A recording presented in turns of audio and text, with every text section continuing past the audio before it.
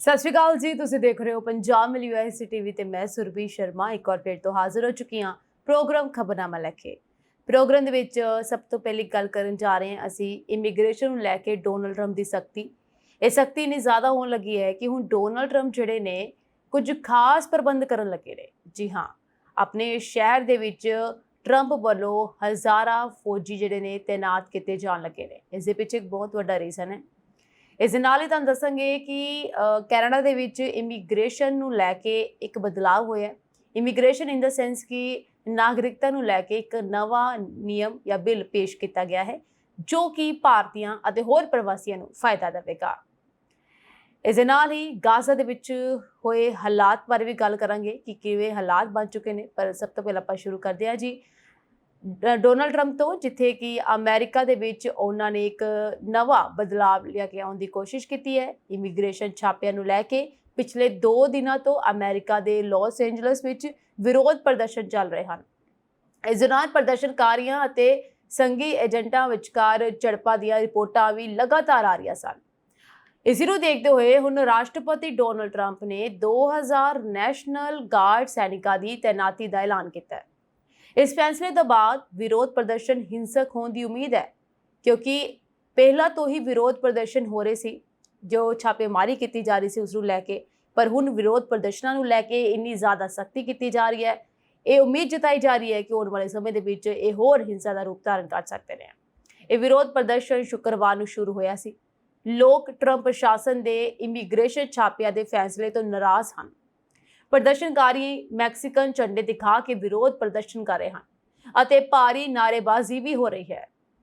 ਇਸ ਤੋਂ ਇਲਾਵਾ CNN ਦੀ ਖਬਰਾਂ ਅਨੁਸਾਰ ਇਹ ਵਿਰੋਧ ਪ੍ਰਦਰਸ਼ਨ ਸ਼ੁੱਕਰਵਾਰ ਨੂੰ ਉਦੋਂ ਸ਼ੁਰੂ ਹੋਏ ਜਦੋਂ ਲਾਸ ਐਂਜਲਸ ਵਿੱਚ ਕਈ ਲੋਕਾਂ ਨੂੰ ਹਿਰਾਸਤ ਵਿੱਚ ਲੈ ਲਿਆ ਗਿਆ, ਜਦਕਿ ਇਮੀਗ੍ਰੇਸ਼ਨ ਦੇ ਵਿੱਚ ਇਹ ਗੱਲ ਕਹੀ ਗਈ ਸੀਗੀ, ਯਾਨੀ ਵਿਦੇਸ਼ ਮੰਤਰੀ ਵੱਲੋਂ ਇਸ ਗੱਲ ਦਾ ਆਦੇਸ਼ ਦੇ ਦਿੱਤਾ ਗਿਆ ਸੀਗਾ ਕਿ ਇੱਕ ਦਿਨ ਵਿੱਚ 3000 ਪ੍ਰਵਾਸੀਆਂ ਨੂੰ ਹਿਰਾਸਤ ਵਿੱਚ ਲਿਆ ਜਾਣਾ ਹੈ। ਇਸ ਤੋਂ ਬਾਅਦ ਇਹ ਗ੍ਰਿਫਤਾਰੀਆਂ ਬਹੁਤ ਤੇਜ਼ ਹੋ ਗਈਆਂ ਤੇ ਇੱਕ ਦਿਨ ਵਿੱਚ 2200 ਤੱਕ ਦੀ ਗ੍ਰਿਫਤਾਰੀਆਂ ਹੋ ਰਹੀਆਂ ਸੀਗੀਆਂ। ਇਹਨਾਂ ਗ੍ਰਿਫਤਾਰੀਆਂ ਨੂੰ ਦੇਖਦੇ ਹੋਏ ਹੀ ਰੋਸ ਪ੍ਰਦਰਸ਼ਨ ਸ਼ੁਰੂ ਹੋ ਗਿਆ। ਪ੍ਰਦਰਸ਼ਨਕਾਰੀਆਂ ਨੇ ਇਸ ਨੂੰ ਵੱਡੇ ਪੱਧਰ ਤੇ ਹਫੜਾ ਦਫੜੀ ਅਤੇ ਫੌਜੀ ਕਾਰਵਾਈ ਕਿਹਾ ਹੈ। ਇਸ ਦੇ ਨਾਲ ਹੀ ਰੱਖਿਆ ਵਿਭਾਗ ਨੇ ਸੰਘੀ ਕਾਨੂੰਨ ਲਾਗੂ ਕਰਨ ਵਿੱਚ ਮਦਦ ਲਈ ਨੈਸ਼ਨਲ ਗਾਰਡ ਨੂੰ ਸਰਗਰਮ ਕਰਨਾ ਸ਼ੁਰੂ ਕਰ ਦਿੱਤਾ ਹੈ। ਯਾਨੀ ਕਿ ਹੁਣ ਨੈਸ਼ਨਲ ਗਾਰਡਸ ਨੂੰ ਉੱਥੇ ਤੈਨਾਤ ਕਰਨਾ ਸ਼ੁਰੂ ਕਰ ਦਿੱਤਾ ਗਿਆ ਹੈ ਤਾਂ ਕਿ ਆਉਣ ਵਾਲੇ ਸਮੇਂ ਵਿੱਚ, ਯਾਨੀ ਕਿ ਅਗਲੇ ਦਿਨਾਂ ਦੇ ਵਿੱਚ ਕੋਈ ਵੀ ਐਸਾ ਵਿਰੋਧ ਪ੍ਰਦਰਸ਼ਨ ਨਾ ਹੋ ਸਕੇ। ਇਹਨਾਂ ਵਿਰੋਧ ਪ੍ਰਦਰਸ਼ਨ ਨੂੰ ਰੋਕਣ ਦੇ ਲਈ ਡੋਨਲਡ ਟਰੰਪ ਹੁਣ ਫੌਜੀ ਤੈਨਾਤ ਕਰ ਰਹੇ ਨੇ। ਰੱਖਿਆ ਸਕੱਤਰ ਪੀਟ ਹੈਗਸੇਥ ਨੇ ਇੱਕ ਪੋਸਟ ਵਿੱਚ ਵਿਰੋਧ ਪ੍ਰਦਰਸ਼ਨਾਂ ਨੂੰ ਹਿੰਸਕ ਭੀੜ ਦੁਆਰਾ ਹਮਲਾ ਦੱਸਿਆ ਹੈ। ਉਹਨਾਂ ਨੇ ਕਿਹਾ ਕਿ ਵਿਰੋਧ ਪ੍ਰਦਰਸ਼ਨ ਗੈਰ ਕਾਨੂੰਨੀ ਅਪਰਾਧੀਆਂ ਨੂੰ ਹਟਾਉਣ ਵਿੱਚ ਰੁਕਾਵਟ ਪਾਉਣ ਦੀ ਕੋਸ਼ਿਸ਼ ਕਰ ਰਹੇ ਹਨ। ਇਸ ਦੇ ਨਾਲ ਹੀ ਵਾਈਟ ਹਾਊਸ ਦੀ ਪ੍ਰੈਸ ਸਕੱਤਰ ਕੈਰੋਲਿਨ ਲੈਵਿਟ ਨੇ ਵੀ ਕਿਹਾ ਹੈ ਕਿ ਗੈਰ ਕਾਨੂੰਨੀ ਅਪਰਾਧੀਆਂ ਦੇ ਹਮਲੇ ਨੂੰ ਰੋਕਣ ਲਈ ਇਹ ਤੈਨਾਤੀ ਜ਼ਰੂਰੀ ਹੈ। ਉਹਨਾਂ ਨੇ ਕੈਲੀਫੋਰਨੀਆ ਦੀ ਡੈਮੋਕ੍ਰੈਟਿਕ ਸਰਕਾਰ ਤੇ ਹਫੜਾ ਦਫੜੀ ਨੂੰ ਉਤਸ਼ਾਹਿਤ ਕਰਨ ਦਾ ਦੋਸ਼ ਲਗਾਇਆ। ਲੈਵਿਟ ਨੇ ਕਿਹਾ ਕਿ ਹਿੰਸਕ ਭੀੜ ਨੇ ICE ਅਧਿਕਾਰੀਆਂ ਅਤੇ ਸੰਘੀ ਏਜੰਟਾਂ ਤੇ ਹਮਲਾ ਕੀਤਾ। ਉਧਰ ਹੀ ਕੈਲੀਫੋਰਨੀਆ ਦੇ ਗਵਰਨਰ ਗੈਵਿਨ ਨੇ ਸੰਘੀ ਕਾਰਵਾਈ ਦੀ ਨਿੰਦਾ ਕੀਤੀ ਅਤੇ ਇਸ ਨੂੰ ਜਾਣਬੁੱਝ ਕੇ ਭੜਕਾਊ ਕਿਹਾ। ਉਹਨਾਂ ਨੇ ਕਿਹਾ ਡੋਨਲਡ ਟਰੰਪ ਦੀ ਹਫੜਾ ਦਫੜੀ ਵਿਸ਼ਵਾਸ ਤੋੜ ਰਹੀ ਹੈ, ਪਰਿਵਾਰਾਂ ਨੂੰ ਵੱਖ ਕਰ ਰਹੀ ਹੈ ਅਤੇ ਅਮਰੀਕਾ ਦੀ ਆਰਥਿਕਤਾ ਨੂੰ ਚਲਾਉਣ ਵਾਲੇ ਕਾਮਿਆਂ ਅਤੇ ਉਦਯੋਗਾਂ ਨੂੰ ਕਮਜ਼ੋਰ ਕਰ ਰਹੀ ਹੈ। ਇਮੀਗ੍ਰੇਸ਼ਨ ਨੂੰ ਲੈ ਕੇ ਡੋਨਲਡ ਟਰੰਪ ਸ਼ੁਰੂ ਤੋਂ ਹੀ ਸਖਤ ਰਹੇ ਨੇ, ਪਰ ਇਹਨਾਂ ਦੀ ਇਹ ਸਖਤੀ ਹੁਣ ਹੋਰ ਜ਼ਿਆਦਾ ਤੇਜ਼ ਹੁੰਦੀ ਜਾ ਰਹੀ ਹੈ। ਉਧਰ ਡੋਨਲਡ ਟਰੰਪ ਦਾ ਦੂਸਰਾ ਵਿਵਾਦ ਐਲੋਨ ਮਸਕ ਦੇ ਨਾਲ ਵੀ ਚੱਲ ਰਿਹਾ ਹੈ। ਉਸ ਮਾਮਲੇ ਦੇ ਵਿੱਚ ਵੀ ਡੋਨਲਡ ਟਰੰਪ ਕਾਫੀ ਜ਼ਿਆਦਾ ਨਾਰਾਜ਼ ਨੇ ਤੇ ਨਾਖੁਸ਼ ਨਜ਼ਰ ਆ ਰਹੇ ਨੇ। ਇਸ ਦੇ ਚੱਲਦੇ ਹੁਣ ਦੋਨਾਂ ਦੇ ਵਿੱਚ ਇੰਨੀ ਖਟਾਸ ਪੈਦਾ ਹੋ ਚੁੱਕੀ ਹੈ ਕਿ ਦੋਨਾਂ ਦੇ ਜੋ ਸ਼ਬਦੀ ਵਾਰ ਚੱਲ ਰਹੇ ਨੇ। ਇਸ ਦੇ ਨਾਲ ਹੀ ਡੋਨਲਡ ਟਰੰਪ ਨੇ ਸਾਫ਼ ਕਹਿ ਦਿੱਤਾ ਕਿ ਉਹਨਾਂ ਦਾ ਹੁਣ ਕੋਈ ਸਬੰਧ ਐਲੋਨ ਮਸਕ ਦੇ ਨਾਲ ਨਹੀਂ ਹੈ, ਨਾ ਹੀ ਉਹ ਦੁਬਾਰਾ ਉਹਨਾਂ ਦੇ ਨਾਲ ਰਿਸ਼ਤਾ ਬਣਾਉਣਾ ਚਾਹੁੰਦੇ ਨੇ। ਉਹਨਾਂ ਦੀ ਕੋਈ ਇੱਛਾ ਨਹੀਂ ਹੈ ਉਹਨਾਂ ਨੇ ਦੁਬਾਰਾ ਆਪਣੇ ਰਿਸ਼ਤੇ ਸੁਧਾਰਨ ਦੀ। ਡੋਨਲਡ ਟਰੰਪ ਤੇ ਐਲੋਨ ਮਸਕ ਦੇ ਰਿਸ਼ਤੇ ਵਿਗੜਦੇ ਸਾਰ ਹੀ ਡੋਨਲਡ ਟਰੰਪ ਨੇ ਫਿਰ ਤੋਂ ਐਲੋਨ ਮਸਕ ਨੂੰ ਚੇਤਾਵਨੀ ਦੇ ਦਿੱਤੀ ਅਤੇ ਇਹ ਕਿਹਾ ਕਿ ਅਗਲੀਆਂ ਚੋਣਾਂ ਦੇ ਵਿੱਚ ਜੇ ਐਲੋਨ ਮਸਕ ਨੇ ਡੈਮੋਕ੍ਰੈਟਿਕ ਪਾਰਟੀ ਦਾ ਸਾਥ ਦਿੱਤਾ ਤਾਂ ਉਹਨਾਂ ਨੂੰ ਬਹੁਤ ਬੁਰੇ ਨਤੀਜੇ ਭੁਗਤਣੇ ਪੈਣਗੇ। ਹੁਣ ਇਹ ਨਤੀਜੇ ਕੀ ਹੋਣਗੇ ਇਸ ਦਾ ਤਾਂ ਨਹੀਂ ਦੱਸਿਆ ਗਿਆ, ਪਰ ਇਹ ਜ਼ਰੂਰ ਕਿਹਾ ਜਾ ਰਿਹਾ ਹੈ ਕਿ ਐਲੋਨ ਮਸਕ ਲਈ ਇਹ ਬਹੁਤ ਬੁਰਾ ਹੋ ਸਕਦਾ ਹੈ। ਫਿਲਹਾਲ ਤਾਂ ਰੂਸ ਨੇ ਕਿਹਾ ਹੈ ਕਿ ਐਲੋਨ ਮਸਕ ਅਗਰ ਚਾਹੁੰਦੇ ਨੇ ਤੇ ਉਹ ਰੂਸ ਦੇ ਨਾਲ ਜੁੜ ਸਕਦੇ ਨੇ, ਪਰ ਉਹਨਾਂ ਨੇ ਕਿਹਾ ਕਿ ਉਹ ਖੁਦ ਵੀ ਆਪਣੀ ਪਾਰਟੀ ਦਾ ਨਿਰਮਾਣ ਕਰ ਸਕਦੇ ਨੇ। ਐਲੋਨ ਮਸਕ ਆਪਣਾ ਅਗਲਾ ਫੈਸਲਾ ਕੀ ਲੈਂਦੇ ਨੇ ਇਹ ਵੀ ਦੇਖਣ ਵਾਲਾ ਹੋਏਗਾ। ਡੋਨਲਡ ਟਰੰਪ ਜੋ ਲਗਾਤਾਰ ਆਪਣੇ ਨਵੇਂ ਆਦੇਸ਼ ਜਾਰੀ ਕਰਦੇ ਨੇ, ਜਿਵੇਂ ਕਿ ਇਸ ਆਦੇਸ਼ ਦੇ ਵਿੱਚ ਵੀ ਉਹਨਾਂ ਨੇ ਫੌਜੀਆਂ ਨੂੰ ਤੈਨਾਤ ਕਰ ਦਿੱਤਾ ਹੈ ਤਾਂ ਕਿ ਕੋਈ ਵੀ ਵਿਰੋਧ ਪ੍ਰਦਰਸ਼ਨ ਨਾ ਹੋ ਸਕੇ ਅਤੇ ਇਹਨਾਂ ਵਿਰੋਧ ਪ੍ਰਦਰਸ਼ਨ ਨੂੰ ਰੋਕਿਆ ਜਾਵੇ ਜੋ ਇਮੀਗ੍ਰੇਸ਼ਨ ਦੇ ਨਾਲ ਜੁੜੇ ਹੋਏ ਨੇ, ਖਾਸ ਤੌਰ ਤੇ ਉਹਨਾਂ ਗੈਰ ਕਾਨੂੰਨੀ ਪ੍ਰਵਾਸੀਆਂ ਦੇ ਨਾਲ ਜਿਨ੍ਹਾਂ ਨੂੰ ਅਮਰੀਕੀ ਸਰਕਾਰ ਦੇਸ਼ ਤੋਂ ਬਾਹਰ ਕੱਢਣ ਦੀ ਕੋਸ਼ਿਸ਼ ਕਰ ਰਹੀ ਹੈ। ਇਸ ਦੇ ਨਾਲ ਹੀ ਉਹਨਾਂ ਨੇ ਇੱਕ ਹੋਰ ਆਦੇਸ਼ ਜਾਰੀ ਕੀਤਾ ਸੀ ਜਿਸ ਕਰਕੇ ਉਹਨਾਂ ਦਾ ਜੋ ਰਿਸ਼ਤਾ ਹੈ ਐਲੋਨ ਮਸਕ ਦੇ ਨਾਲ ਖਰਾਬ ਹੋ ਗਿਆ। The one big beautiful tax ਉਹਨਾਂ ਨੇ ਇੱਕ ਬਿੱਲ ਪੇਸ਼ ਕੀਤਾ ਸੀ। ਇਸ ਨੂੰ ਲੈ ਕੇ ਐਲੋਨ ਮਸਕ ਕਾਫੀ ਨਾਰਾਜ਼ ਸੀ। ਇਹੀ ਕਾਰਨ ਮੰਨਿਆ ਜਾਂਦਾ ਹੈ ਕਿ ਐਲੋਨ ਮਸਕ ਨੂੰ ਇਸ ਗੱਲ ਤੋਂ ਬਿਲਕੁਲ ਖੁਸ਼ੀ ਨਹੀਂ ਸੀ। ਉਹਨਾਂ ਨੇ ਇਸ ਦਾ ਵਿਰੋਧ ਵੀ ਕੀਤਾ ਸੀ, ਪਰ ਡੋਨਲਡ ਟਰੰਪ ਨੇ ਇਸ ਨੂੰ ਹਮੇਸ਼ਾ ਲਈ ਬਰਕਰਾਰ ਰੱਖਿਆ, ਪਰ ਐਲੋਨ ਮਸਕ ਨੇ ਇਸ ਨੂੰ ਕਰੋਨਾ ਵੀ ਕਿਹਾ ਸੀਗਾ। ਐਸੇ ਹੋਰ ਬਹੁਤ ਸਾਰੇ ਆਦੇਸ਼ ਨੇ ਜੋ ਡੋਨਲਡ ਟਰੰਪ ਲਗਾਤਾਰ ਆਪਣੇ ਜਾਰੀ ਕਰਦੇ ਰਹਿੰਦੇ ਨੇ, ਪਰ ਇਮੀਗ੍ਰੇਸ਼ਨ ਨੂੰ ਲੈ ਕੇ ਉਹਨਾਂ ਦੀ ਸਖਤੀ ਹੁਣ ਹੋਰ ਜ਼ਿਆਦਾ ਤੇਜ਼ ਹੋ ਚੁੱਕੀ ਹੈ। 10 ਲੱਖ ਤੱਕ ਦੇ ਪ੍ਰਵਾਸੀਆਂ ਨੂੰ ਬਾਹਰ ਕੱਢਣਾ ਇੱਕ ਬਹੁਤ ਟਫ ਹੈ, ਡਿਫਿਕਲਟ ਹੈ। ਫਿਲਹਾਲ ਇਹ ਗੈਰ ਕਾਨੂੰਨੀ ਪ੍ਰਵਾਸੀਆਂ ਦੀ ਗਿਣਤੀ 10 ਲੱਖ ਤੋਂ ਵੀ ਕਾਫੀ ਜ਼ਿਆਦਾ ਹੈ, ਪਰ ਫਿਰ ਵੀ ਡੋਨਲਡ ਟਰੰਪ ਪੂਰੀ ਕੋਸ਼ਿਸ਼ ਕਰ ਰਹੇ ਨੇ ਕਿ ਇੱਕ ਦਿਨ ਵਿੱਚ 3000 ਗੈਰ ਕਾਨੂੰਨੀ ਪ੍ਰਵਾਸੀ ਫੜਿਆ ਜਾਵੇ ਤੇ ਉਹਨਾਂ ਨੂੰ ਦੇਸ਼ ਨਿਕਾਲਾ ਦਿੱਤਾ ਜਾਵੇ। ਅਗਲੀ ਖਬਰ ਵੱਲ ਰੁਖ ਕਰਦੇ ਹਾਂ, ਜਿਸ ਵਿੱਚ ਕੈਨੇਡਾ ਨੇ ਇੱਕ ਨਾਗਰਿਕਤਾ ਸੰਬੰਧੀ ਨਵਾਂ ਬਿੱਲ ਪੇਸ਼ ਕੀਤਾ ਹੈ। ਕਿਹਾ ਜਾ ਰਿਹਾ ਹੈ ਕਿ ਬਿੱਲ ਜੋ ਹੈ ਬਹੁਤ ਜ਼ਿਆਦਾ ਫਾਇਦਾ ਦੇ ਸਕਦਾ ਹੈ ਪ੍ਰਵਾਸੀਆਂ ਨੂੰ। ਕੈਨੇਡਾ ਦੇ ਵਿੱਚ ਇਸ ਵੇਲੇ ਬਹੁਤ ਸਾਰੇ ਪ੍ਰਵਾਸੀ ਮੌਜੂਦ ਨੇ, ਖਾਸ ਤੌਰ ਤੇ ਸਾਡੇ ਭਾਰਤੀ ਪ੍ਰਵਾਸੀ, ਪੰਜਾਬੀ ਭਾਈਚਾਰੇ ਦੇ ਲੋਕ ਵੀ ਉੱਥੇ ਬਹੁਤ ਜ਼ਿਆਦਾ ਮੌਜੂਦ ਨੇ।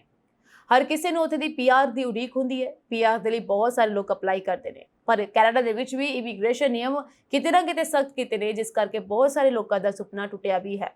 ਪਰ ਇਸ ਬਿੱਲ ਨੇ ਕਿਤੇ ਨਾ ਕਿਤੇ ਇੱਕ ਵੱਡੀ ਰਾਹਤ ਦੇ ਦਿੱਤੀ ਹੈ। ਕੈਨੇਡਾ ਦੀ ਸਰਕਾਰ ਨੇ ਵੰਸ਼ ਦੇ ਆਧਾਰ ਤੇ ਨਾਗਰਿਕਤਾ ਸੰਬੰਧੀ ਮੌਜੂਦਾ ਸੀਮਾ ਨੂੰ ਹਟਾਉਣ ਲਈ ਇੱਕ ਨਵਾਂ ਬਿੱਲ ਪੇਸ਼ ਕੀਤਾ ਹੈ। ਇਸ ਬਿੱਲ ਦੇ ਪਾਸ ਹੋਣ ਦੇ ਨਾਲ ਭਾਰਤੀ ਪ੍ਰਵਾਸੀਆਂ ਅਤੇ ਹੋਰ ਪ੍ਰਵਾਸੀ ਭਾਈਚਾਰਿਆਂ ਨੂੰ ਲਾਭ ਪਹੁੰਚਾਉਣ ਦੀ ਉਮੀਦ ਹੈ। ਕੈਨੇਡਾ ਦੀ ਇਮੀਗ੍ਰੇਸ਼ਨ ਮੰਤਰੀ ਲੀਨਾ ਮੈਟਲੇਸ ਨੇ ਹਾਲ ਹੀ ਦੇ ਵਿੱਚ C3 ਸਿਰਲੇਖ ਵਾਲਾ ਇੱਕ ਬਿੱਲ ਪੇਸ਼ ਕੀਤਾ ਜੋ ਪਹਿਲੀ ਪੀੜ੍ਹੀ ਤੋਂ ਅੱਗੇ ਵੰਸ਼ ਦੇ ਆਧਾਰ ਤੇ ਨਾਗਰਿਕਤਾ ਪ੍ਰਦਾਨ ਕਰੇਗਾ। ਇਸ ਫੈਸਲੇ ਦਾ ਭਾਰਤੀ ਡਾਇਸਪੋਰਾ ਅਤੇ ਸਮੇਤ ਕਈ ਪ੍ਰਵਾਸੀਆਂ ਤੇ ਸਵਾਗਤ ਕੀਤਾ ਹੈ, ਯਾਨੀ ਕਿ ਉਹਨਾਂ ਨੂੰ ਇਸ ਬਿੱਲ ਦਾ ਸਵਾਗਤ ਕੀਤਾ ਕਿਉਂਕਿ ਬਿੱਲ ਉਹਨਾਂ ਲਈ ਸ਼ਾਨਦਾਰ ਹੈ। 2009 ਦੇ ਵਿੱਚ ਲਾਗੂ ਕੀਤਾ ਗਿਆ ਮੌਜੂਦਾ ਨਿਯਮ ਜੋ ਇਸ ਵੇਲੇ ਚੱਲ ਰਿਹਾ ਹੈ, ਕੈਨੇਡਾ ਤੋਂ ਬਾਹਰ ਪੈਦਾ ਹੋਈ ਪਹਿਲੀ ਪੀੜ੍ਹੀ ਤੱਕ ਹੀ ਵੰਸ਼ ਦੇ ਆਧਾਰ ਤੇ ਕੈਨੇਡੀਅਨ ਨਾਗਰਿਕਤਾ ਨੂੰ ਸੀਮਿਤ ਕਰਦਾ ਸੀ। ਯਾਨੀ ਕਿ ਜੋ ਪਹਿਲਾ ਪੀੜ੍ਹੀ ਜੋ ਪਹਿਲਾਂ ਤੋਂ ਹੀ ਕੈਨੇਡਾ ਦੇ ਵਿੱਚ ਰਹਿ ਰਹੇ ਸਿਰਫ ਉਹਨਾਂ ਨੂੰ ਹੀ ਨਾਗਰਿਕਤਾ ਪ੍ਰਦਾਨ ਕਰਨ ਦੇ ਵਿੱਚ ਸક્ષਮ ਸੀ। ਇਸ ਦਾ ਮਤਲਬ ਹੈ ਕਿ ਇੱਕ ਕੈਨੇਡੀਅਨ ਨਾਗਰਿਕ ਜੋ ਖੁਦ ਕੈਨੇਡਾ ਤੋਂ ਬਾਹਰ ਪੈਦਾ ਹੋਇਆ ਸੀ, ਵਿਦੇਸ਼ ਵਿੱਚ ਪੈਦਾ ਹੋਏ ਬੱਚੇ ਨੂੰ ਆਪਣੀ ਨਾਗਰਿਕਤਾ ਨਹੀਂ ਦੇ ਸਕਦਾ ਸੀਗਾ, ਪਰ ਹੁਣ ਇਹ ਰੂਲ ਬਦਲ ਦਿੱਤਾ ਗਿਆ ਹੈ। ਇਸ ਨਾਲ ਉਹਨਾਂ ਲੋਕਾਂ ਨੂੰ ਬਹੁਤ ਫਾਇਦਾ ਹੋਣ ਵਾਲਾ ਹੈ। ਇਸੇ ਤਰ੍ਹਾਂ ਉਹ ਵਿਦੇਸ਼ਾਂ ਵਿੱਚ ਗੋਦ ਲਏ ਬੱਚੇ ਲਈ ਸਿੱਧੀ ਨਾਗਰਿਕਤਾ ਲਈ ਅਰਜ਼ੀ ਨਹੀਂ ਦੇ ਸਕਦੇ ਸਨ। ਪ੍ਰਸਤਾਵਿਤ ਬਿੱਲ ਦਾ ਉਦੇਸ਼ ਇਸ ਨੂੰ ਬਦਲਣਾ ਹੈ। Immigration refugees and citizenship Canada ਅਨੁਸਾਰ ਵਿਦੇਸ਼ਾਂ ਵਿੱਚ ਪੈਦਾ ਹੋਏ ਵਿਅਕਤੀਆਂ ਲਈ ਵੰਸ਼ ਦੇ ਆਧਾਰ ਤੇ ਨਾਗਰਿਕਤਾ ਦੀ ਪਹਿਲੀ ਪੀੜ੍ਹੀ ਦੀ ਸੀਮਾ ਦੇ ਨਤੀਜੇ ਵਜੋਂ ਜ਼ਿਆਦਾਤਰ ਕੈਨੇਡੀਅਨ ਨਾਗਰਿਕ ਜੋ ਵੰਸ਼ ਦੁਆਰਾ ਨਾਗਰਿਕ ਹਨ, ਕੈਨੇਡਾ ਤੋਂ ਬਾਹਰ ਪੈਦਾ ਹੋਏ ਜਾਂ ਗੋਦ ਲਏ ਗਏ ਆਪਣੇ ਬੱਚੇ ਨੂੰ ਨਾਗਰਿਕਤਾ ਨਹੀਂ ਦੇ ਸਕਦੇ।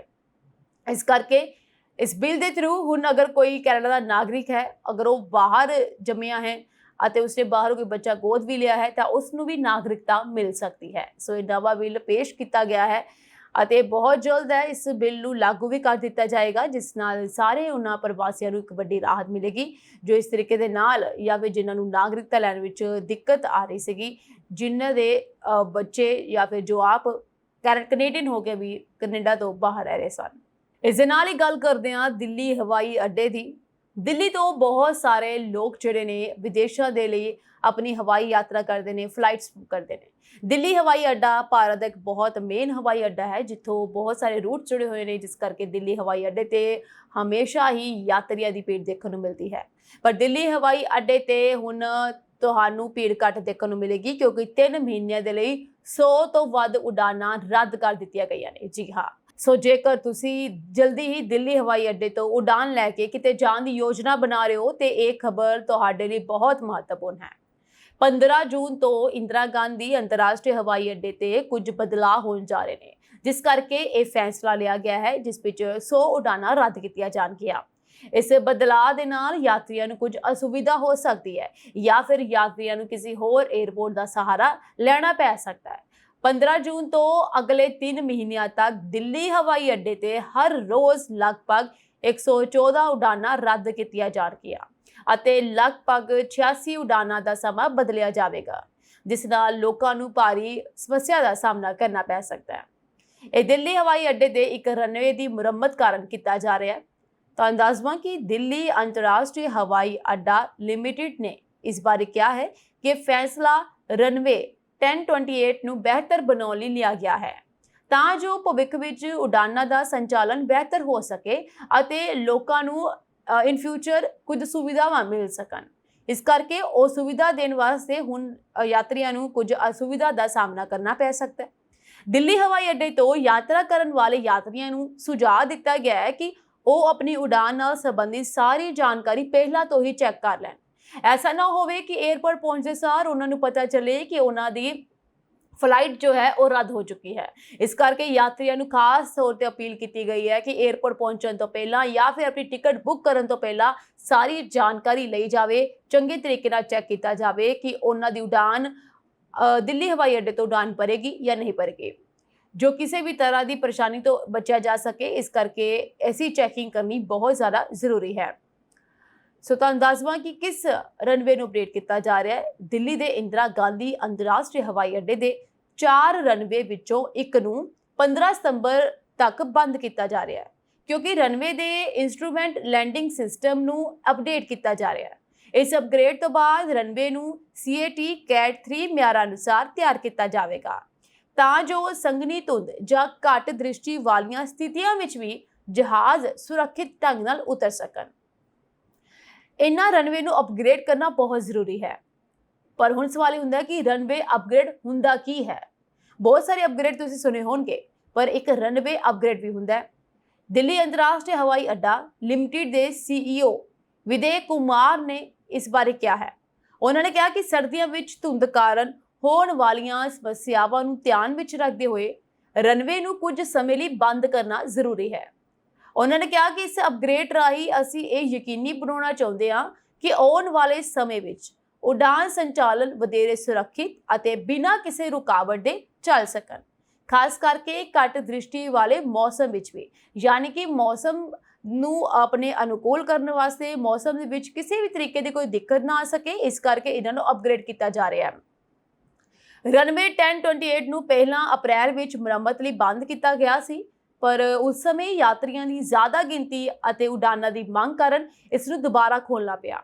ਹੁਣ ਇਸ ਰਨਵੇ ਨੂੰ 15 ਜੂਨ ਤੋਂ 15 ਸਤੰਬਰ ਤੱਕ ਬੰਦ ਰੱਖਣ ਦਾ ਇੱਕ ਨਵਾਂ ਸਮਾਂ ਸਾਰਣੀ ਬਣਾਇਆ ਗਿਆ ਹੈ, ਜਿਸ ਦਾ ਫੈਸਲਾ 에ਅਰਲਾਈਨਸ ਅਤੇ ਸ਼ਹਿਰੀ ਹਵਾਬਾਜ਼ੀ ਮੰਤਰਾਲੇ ਨਾਲ ਸਲਾਹ ਮਸ਼ਵਰਾ ਕਰਕੇ ਕੀਤਾ ਗਿਆ ਹੈ, ਤਾਂ ਜੋ ਮੁਰੰਮਤ ਦਾ ਕੰਮ ਬਿਨਾਂ ਕਿਸੇ ਰੁਕਾਵਟ ਦੇ ਪੂਰਾ ਕੀਤਾ ਜਾ ਸਕੇ। ਇੱਕ ਖਾਸ ਸਹੂਲਤ ਹੈ ਜੋ ਕਿ ਯਾਤਰੀਆਂ ਦੀ ਸੁਰੱਖਿਆ ਲਈ ਵੀ ਹੈ, ਪਰ ਇਸ ਲਈ ਯਾਤਰੀਆਂ ਨੂੰ ਪਹਿਲਾਂ ਇਸ ਦੇ ਉੱਤੇ ਪੂਰਾ ਧਿਆਨ ਰੱਖਣਾ ਪਏਗਾ, ਯਾਨੀ ਕਿ ਇਸ ਦੀ ਪੂਰੀ ਜਾਣਕਾਰੀ ਲੈਣੀ ਪਏਗੀ ਅਤੇ ਕੁਝ ਦਿੱਕਤਾਂ ਦਾ ਸਾਹਮਣਾ ਵੀ ਉਹਨਾਂ ਨੂੰ ਕਰਨਾ ਪੈ ਸਕਦਾ ਹੈ। ਪਰ 3 ਮਹੀਨਿਆਂ ਦੇ ਵਿੱਚ ਇਹਨਾਂ ਰਨਵੇ ਨੂੰ ਅਪਗ੍ਰੇਡ ਕਰ ਦਿੱਤਾ ਜਾਏਗਾ, ਜਿਸ ਤੋਂ ਬਾਅਦ ਇਹਨਾਂ ਜਹਾਜ਼ਾਂ ਨੂੰ ਲੈਂਡ ਕਰਨ ਸਮੇਂ ਬਹੁਤ ਸਾਰੀਆਂ ਸੁਵਿਧਾਵਾਂ ਮਿਲਣਗੀਆਂ। ਅਗਰ ਠੰਡ ਦੇ ਮੌਸਮ ਵਿੱਚ ਧੁੰਦ ਵੀ ਹੋਏਗੀ ਤਾਂ ਧੁੰਦ ਵਿੱਚ ਵੀ ਇਹ ਜੋ ਜਹਾਜ਼ ਨੇ ਆਰਾਮ ਦੇ ਨਾਲ ਲੈਂਡ ਕਰ ਸਕਣਗੇ। ਜੀ ਹਾਂ, ਭਾਰਤੀਆਂ ਲਈ ਇੱਕ ਹੋਰ ਖੁਸ਼ਖਬਰੀ ਹੈ। ਭਾਰਤੀਆਂ ਨੂੰ ਇੱਕ ਦੇਸ਼ ਵੱਲੋਂ ਫ੍ਰੀ ਐਂਟਰੀ ਮਿਲ ਚੁੱਕੀ ਹੈ, ਯਾਨੀ ਕਿ ਵੀਜ਼ਾ ਫ੍ਰੀ ਐਂਟਰੀ, ਜਿਸ ਨਾਲ ਭਾਰਤੀ ਸੈਲਾਨੀਆਂ ਦੇ ਵਿੱਚ ਇੱਕ ਖੁਸ਼ੀ ਦੀ ਲਹਿਰ ਵੀ ਹੈ। ਜੋ ਲੋਕ ਬਹੁਤ ਘੁੰਮਣਾ ਪਸੰਦ ਕਰਦੇ ਨੇ, ਖਾਸ ਤੌਰ ਤੇ ਭਾਰਤੀ ਜੋ ਕਿ ਅਕਸਰ ਹੀ ਇੰਟਰਨੈਸ਼ਨਲ ਟੂਰ ਤੇ ਜਾਂਦੇ ਰਹਿੰਦੇ ਨੇ, ਜਿਨ੍ਹਾਂ ਨੂੰ ਬਹੁਤ ਸ਼ੌਂਕ ਹੈ ਜਾਂ ਜੋ ਬਹੁਤ ਜ਼ਿਆਦਾ ਇੰਟਰਨੈਸ਼ਨਲ ਟੂਰਿਸਟ ਨੇ, ਉਹਨਾਂ ਨੂੰ ਇਸ ਚੀਜ਼ ਦਾ ਬਹੁਤ ਫਾਇਦਾ ਹੋਣ ਵਾਲਾ ਹੈ, ਕਿਉਂਕਿ ਇੱਕ ਦੇਸ਼ ਨੇ ਹੁਣ ਭਾਰਤੀਆਂ ਲਈ ਵੀਜ਼ਾ ਫ੍ਰੀ ਐਂਟਰੀ ਕਰ ਦਿੱਤੀ ਹੈ। ਇਸ ਵੀਜ਼ਾ ਫ੍ਰੀ ਐਂਟਰੀ ਦਾ ਜੋ ਲੁਫਤ ਹੈ ਉਹ ਭਾਰਤੀ ਲੈ ਸਕਦੇ ਨੇ ਬਿਨਾਂ ਕਿਸੇ ਝਿਜਕ ਤੇ। ਸੋ ਜੇਕਰ ਤੁਸੀਂ ਵੀ ਲੰਬੀ ਵੀਜ਼ਾ ਪ੍ਰਕਿਰਿਆ ਕਾਰਨ ਆਪਣੇ ਵਿਦੇਸ਼ੀ ਦੌਰੇ ਦੀਆਂ ਯੋਜਨਾਵਾਂ ਨੂੰ ਮੁਲਤਵੀ ਕਰ ਦਿੰਦੇ ਹੋ, ਯਾਨੀ ਕਿ ਪੋਸਟਪੋਨ ਕਰ ਦਿੰਦੇ ਹੋ, ਤਾਂ ਹੁਣ ਤੁਹਾਡੇ ਲਈ ਇੱਕ ਵਧੀਆ ਮੌਕਾ ਹੈ। ਫਿਲੀਪੀਨ ਸਰਕਾਰ ਨੇ 14 ਦਿਨਾਂ ਲਈ ਵੀਜ਼ਾ ਫ੍ਰੀ ਐਂਟਰੀ ਨੂੰ ਮਨਜ਼ੂਰੀ ਦੇ ਕੇ ਭਾਰਤੀ ਸੈਲਾਨੀਆਂ ਨੂੰ ਇੱਕ ਵੱਡਾ ਤੋਹਫਾ ਦਿੱਤਾ ਹੈ। ਇਹ ਨਵੀਂ ਸਹੂਲਤ 8 ਜੂਨ 2025 ਤੋਂ ਲਾਗੂ ਹੋਵੇਗੀ ਅਤੇ ਭਾਰਤੀ ਯਾਤਰੀਆਂ ਨੂੰ ਬਿਨਾਂ ਕਿਸੇ ਵੀਜ਼ਾ ਅਰਜ਼ੀ ਦੇ ਸਿੱਧੇ ਦੇਸ਼ ਵਿੱਚ ਦਾਖਲ ਹੋਣ ਦੀ ਇਜਾਜ਼ਤ ਹੋਵੇਗੀ। ਇਹ ਪਹਿਲੀ ਵਾਰ ਹੈ ਜਦੋਂ ਫਿਲੀਪੀਨਸ ਨੇ ਭਾਰਤ ਵਰਗੇ ਵੱਡੇ ਸੈਰ ਸਪਾਟਾ ਬਾਜ਼ਾਰ ਲਈ ਵੀਜ਼ਾ ਫ੍ਰੀ ਨੀਤੀ ਲਾਗੂ ਕੀਤੀ ਹੈ। ਇਸ ਪਿੱਛੇ ਉਦੇਸ਼ ਸੈਰ ਸਪਾਟੇ ਨੂੰ ਉਤਸ਼ਾਹਿਤ ਕਰਨਾ ਅਤੇ ਭਾਰਤ ਤੋਂ ਦੱਖਣ ਪੂਰਬੀ ਏਸ਼ੀਆ ਆਉਣ ਵਾਲੇ ਯਾਤਰੀਆਂ ਦੀ ਗਿਣਤੀ ਵਧਾਉਣਾ ਹੈ। ਪਿਛਲੇ ਸਾਲ ਦੇ ਅੰਕੜੇ ਅਨੁਸਾਰ ਭਾਰਤ ਤੋਂ ਫਿਲੀਪੀਨਸ ਜਾਣ ਵਾਲੇ ਯਾਤਰੀਆਂ ਦੀ ਗਿਣਤੀ ਕਰੀਬ 12% ਸੀਗੀ, ਪਰ ਹੁਣ ऐसा ਕਿਹਾ ਜਾ ਰਿਹਾ ਹੈ, यानी कि ऐसी संभावना जताई जा रही है कि इस वीजा फ्री एंट्री ਦੇ ਨਾਲ ਇਹ ਗਿਣਤੀ ਇਹ आंकड़ा ਵੱਧ ਸਕਦਾ ਹੈ। ਸੋ ਅਮਰੀਕਾ यूके ਵਰਗੇ ਵੀਜ਼ਾ ਧਾਰਕਾਂ ਨੂੰ ਵੀ ਇਸ ਤੋਂ ਛੋਟ ਦਿੱਤੀ ਗਈ ਹੈ। ਜੀ ਹਾਂ, ਇੰਨਾ ਹੀ ਨਹੀਂ, ਜਿਨ੍ਹਾਂ ਭਾਰਤੀਆਂ ਕੋਲ America, Britain, Japan, Canada, Australia ਜਾਂ ਸ਼ੈਂਗਨ ਦੇਸ਼ ਦਾ ਯੋਗ ਵੀਜ਼ਾ ਹੈ, ਉਹਨਾਂ ਨੂੰ ਵੀ ਫਿਲੀਪੀਨਸ 'ਚ 30 ਦਿਨਾਂ ਤੱਕ ਰਹਿਣ ਦੀ ਮਨਜ਼ੂਰੀ ਦਿੱਤੀ ਜਾਵੇਗੀ। ਯਾਨੀ ਕਿ ਜੋ ਲੋਕ ਪਹਿਲਾਂ ਤੋਂ ਇੰਟਰਨੈਸ਼ਨਲ ਵੀਜ਼ਾ ਹੋਲਡਰ ਹਨ, ਉਹਨਾਂ ਲਈ ਇੱਕ ਹੋਰ ਵੱਡਾ ਮੌਕਾ ਇਹ ਬਣ ਜਾਂਦਾ ਹੈ, ਜਿਸ ਨਾਲ ਉਹਨਾਂ ਦੇ ਇੰਟਰਨੈਸ਼ਨਲ ਟੂਰ ਦੇ ਵਿੱਚ ਇੱਕ ਹੋਰ ਦੇਸ਼ ਸ਼ਾਮਿਲ ਹੋ ਜਾਵੇਗਾ। ਇਸ ਦੇ ਨਾਲ ਬਹੁਤ ਫਾਇਦਾ ਫਿਲੀਪੀਨਸ ਨੂੰ ਹੋਏਗਾ। ਓਬਵੀਅਸ ਹੈ, ਨਹੀਂ ਰਿਪੀਟ, ਇਸ ਨਾਲ ਬਹੁਤ ਫਾਇਦਾ ਫਿਲੀਪੀਨਸ ਨੂੰ ਹੋਣ ਵਾਲਾ ਹੈ। ਫਿਲੀਪੀਨਸ ਦਾ ਇਹ ਕਦਮ ਨਾ ਸਿਰਫ ਭਾਰਤੀ ਸੈਲਾਨੀਆਂ ਲਈ ਵਿਦੇਸ਼ ਯਾਤਰਾ ਦੀ ਰਾਹ ਆਸਾਨ ਕਰੇਗਾ, ਸਗੋਂ ਦੋਵਾਂ ਦੇਸ਼ਾਂ ਵਿਚਾਲੇ ਸੈਰ ਸਪਾਟਾ, ਵਪਾਰ ਅਤੇ ਸੱਭਿਆਚਾਰਕ ਸੰਬੰਧਾਂ ਨੂੰ ਵੀ ਮਜ਼ਬੂਤੀ ਦੇਵੇਗਾ। ਦੀਪਾਂ ਅਤੇ ਖੂਬਸੂਰਤ ਸਮੁੰਦਰੀ ਤੱਟਾਂ ਲਈ ਮਸ਼ਹੂਰ ਹੈ ਫਿਲੀਪੀਨਸ, ਹੁਣ ਭਾਰਤੀ ਟਰੈਵਲਰਸ ਦੀ ਟੌਪ ਲਿਸਟ ਵਿੱਚ ਸ਼ਾਮਲ ਹੋ ਸਕਦਾ ਹੈ, ਕਿਉਂਕਿ ਇਸ ਦੀ ਖੂਬਸੂਰਤੀ ਬਿਆਨ ਨਹੀਂ ਕੀਤੀ ਜਾ ਸਕਦੀ। ਜੇ ਮੈਂ ਭਾਰਤ ਦੀ ਗੱਲ ਕਰਾਂ ਤੇ ਭਾਰਤ ਵੀ ਕਿਸੇ ਖੂਬਸੂਰਤ ਦੇਸ਼ ਤੋਂ ਘੱਟ ਨਹੀਂ ਹੈ, ਪਰ ਫਿਰ ਵੀ ਸਾਡੇ ਭਾਰਤੀ ਜਾਂ ਬਹੁਤ ਸਾਰੇ ਲੋਕ ਅਲੱਗ-ਅਲੱਗ ਦੇਸ਼ਾਂ ਵਿੱਚ ਜਾਣਾ ਪਸੰਦ ਕਰਦੇ ਨੇ, ਔਰ ਖਾਸ ਤੌਰ ਤੇ ਫਿਲੀਪੀਨਸ ਜੋ ਆਪਣੇ ਸਮੁੰਦਰੀ ਤੱਟ ਲਈ ਬਹੁਤ ਜ਼ਿਆਦਾ ਮਸ਼ਹੂਰ ਹੈ, ਟਾਪੂਆਂ ਲਈ ਮਸ਼ਹੂਰ ਹੈ। ਨਵੀਂ ਨੀਤੀ ਜੋ ਹੈ 8 ਜੂਨ 2025 ਤੋਂ ਲਾਗੂ ਹੋ ਰਹੀ ਹੈ। ਜੋ ਵੀਜ਼ਾ ਫ੍ਰੀ ਯਾਤਰਾ ਦੀ ਮਿਆਦ ਹੈ ਉਹ 14 ਦਿਨ ਦੀ ਹੈ।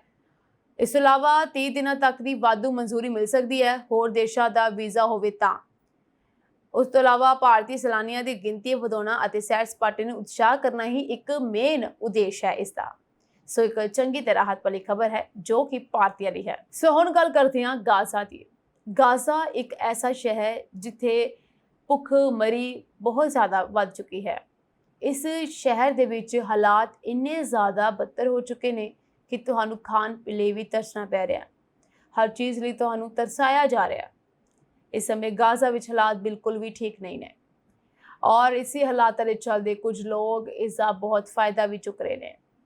ਮੈਂ ਇਸ ਕਰਕੇ ਕਹਿ ਰਹੀ ਹਾਂ ਕਿਉਂਕਿ ਇੱਕ ਵੀਡੀਓ ਸਾਹਮਣੇ ਆਇਆ ਜਿਸ ਨੇ ਹਰ ਕਿਸੇ ਨੂੰ ਭਾਵੁਕ ਕਰ ਦਿੱਤਾ। ਪਾਰਲੇ ਜੀ ਬਿਸਕਿਟ ਦਾ ਨਾਮ ਤਾਂ ਤੁਸੀਂ ਸੁਣਿਆ ਹੋਵੇਗਾ। ਇਹ ਉਹ ਬਿਸਕਿਟ ਹੈ ਜੋ ਤੁਸੀਂ ਬਚਪਨ ਤੋਂ ਹੀ ਖਾਂਦੇ ਆ ਰਹੇ ਹੋ ਤੇ ਅੱਜ ਵੀ ਤੁਸੀਂ ਇਸ ਨੂੰ ਪਸੰਦ ਕਰਦੇ ਹੋਵੋਗੇ।